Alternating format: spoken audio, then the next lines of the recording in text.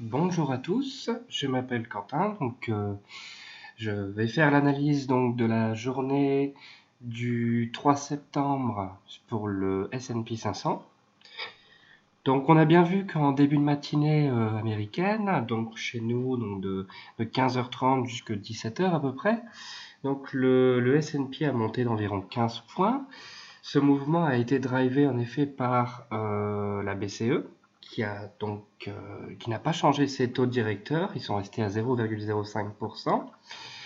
Monsieur Mario Draghi a parlé d'une possible extension du QE, car les chiffres de l'inflation commençaient à redevenir bas, enfin du moins à baisser, et donc pour pouvoir permettre à l'inflation justement de remonter, il prévoit donc une possible expansion du QE. Conséquence immédiate, les bourses européennes ont immédiatement augmenté. Le CAC 40 a fait un pic à 4690. L'euro, lui, a baissé d'1%. Et à l'ouverture de Wall Street, donc, la nouvelle a été très bien accueillie et le S&P a augmenté d'environ 15 points. Voilà, ensuite vers 15h45, on a eu des chiffres de la part des États-Unis. Donc le chiffre du PMI des services qui a été établi à 56,1 contre un consensus de 55,2. Et le PMI non manufacturier, qui est d'ailleurs un très bon chiffre, de 59 contre un consensus de 58,1.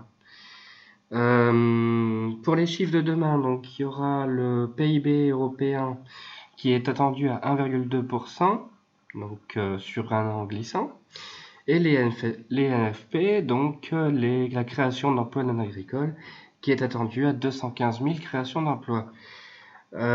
Pour parler un petit peu de la suite de la séance, après avoir fait un plus haut en 1976, le S&P a baissé d'environ une trentaine de points. Donc là, en fait, ce qui s'est passé, je pense plutôt à une prise de bénéfice. On avait quand même une divergence ici entre le RSI et le cours, qui a mis un petit peu de temps avant d'avoir eu son effet. Et donc, je pense que les investisseurs ont pris tout simplement leurs bénéfices. Il ne faut pas oublier quand même que ces 2 dernières semaines, le marché boursier a été pas mal chamboulé, donc il faut comprendre que la prise de bénéfice, elle est un petit peu rapide et elle est normale.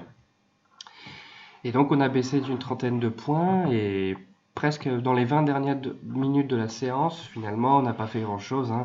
On a juste repris 5 points,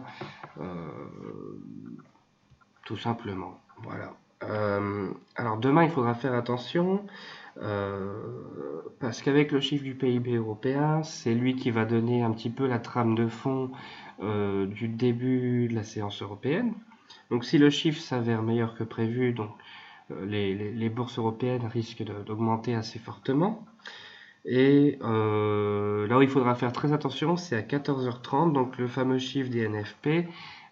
Surtout, bien faire attention à la taille des positions, à la gestion du risque, parce qu'en ce moment, les mouvements commencent à devenir assez forts. Et nous sommes un vendredi. Le vendredi, en général, tout se fait le matin. Donc,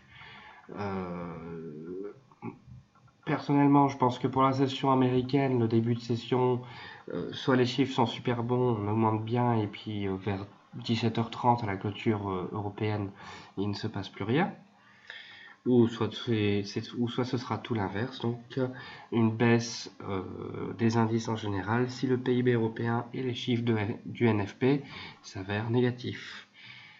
Voilà, donc je vous souhaite à tous une bonne soirée. Et puis n'hésitez pas à poser des questions donc, sur ma page YouTube ou directement sur la page de commentaires sur le site boursedonr.fr. Voilà, c'était Quentin pour la revue de marché le 3 septembre 2015.